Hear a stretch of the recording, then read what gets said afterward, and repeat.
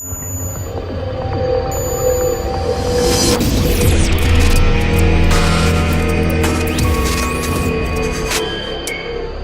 vamos a hablar de la Cuenta Pública 2009, que fue presentada por el Ejecutivo el 30 de abril al Congreso de la Unión. ¿Qué es la cuenta pública? Bueno, la cuenta pública es un documento que nos permite saber cuánto, en qué y para qué se gastan nuestros recursos, y de esta manera informar al Congreso e informarnos a todos los mexicanos cómo se están ejerciendo esos recursos o cómo se ejercieron en un año determinado. Lo primero que vemos en la cuenta pública del 2009 es que en un año en crisis, donde hubo recortes importantes al gasto, se acabó al final gastando más dinero del que se había presupuestado, y hubo una disminución importante en rubros clave y en funciones clave del gasto. Vamos a ver más adelante cuáles fueron esas funciones. ¿Qué nos dice la cuenta pública? Bueno, primero nos permite evaluar cómo se gasta nuestro dinero en este año particularmente difícil, como decía, y cómo se utilizaron las finanzas públicas. Y se reafirma algo que ya habíamos encontrado en Fundar en el análisis del informe trimestral, del cuarto informe trimestral del 2009, que primero hay un discurso tramposo que usa la crisis como pretexto para hacer recortes. El año pasado recordarán que se recortaron recursos por 80,000 millones de pesos aproximadamente del presupuesto, y al final se acaba gastando más dinero del que se había presupuestado. Y además, este uso tramposo del discurso se utilizó para subir impuestos en un año en el que había una situación particularmente difícil para los y las ciudadanas mexicanas en su economía. ¿Cómo fue el gasto de la cuenta pública? Bueno, hay dos problemas graves. El primero es que no hay una explicación clara de por qué no se ejecutó el gasto como se había planeado. Si al final del año se gastó, como decía, más recursos de los que estaban presupuestados, ¿por qué no se gastó en funciones clave? Y este es el segundo problema grave que refleja la cuenta pública. Se gastó más de lo que se había presupuestado, pero disminuyeron funciones clave del gasto, ¿no?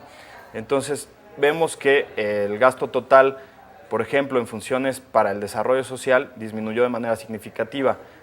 Seguridad social disminuyó en casi 60,000 millones de pesos, y lo mismo el gasto destinado a vivienda y urbanización, que bajó en alrededor de 35,000 millones de pesos. Esto es grave, como decía anteriormente, porque el gasto total aumentó en 3%, y hubo aumentos en funciones no prioritarias, como la función de administración pública, por ejemplo, en la Secretaría de Desarrollo Social, por alrededor de 38%. Aumentos significativos en funciones que no son tan relevantes, particularmente en un año de crisis. Otros ejemplos de disminuciones importantes son los 4,076 millones de pesos que se dejaron de gastar en la función salud comparado con lo que se había presupuestado. Si observamos con mayor detalle esta disminución, se puede ver que las disminuciones más relevantes fueron en la prestación de servicio de salud a la persona y en el famoso Seguro Popular. El recorte que se hizo al Seguro Popular fue tan importante que se dejaron de afiliar 24% de las familias que se habían programado durante el 2008.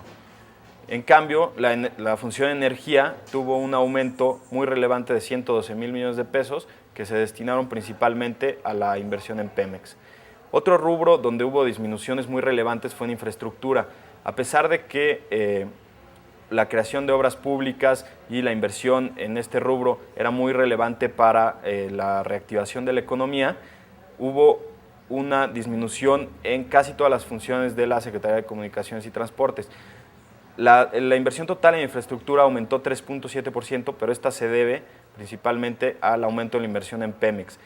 Todas las funciones de la Secretaría de Comunicaciones y Transportes, es decir, las obras en aeropuertos, puertos, ferrocarriles, disminuyeron, y carreteras, en 12,789 millones de pesos, una disminución muy importante en un año particularmente grave para la economía, en el que, como decía, la inversión en infraestructura hubiera ayudado a solventar este proceso.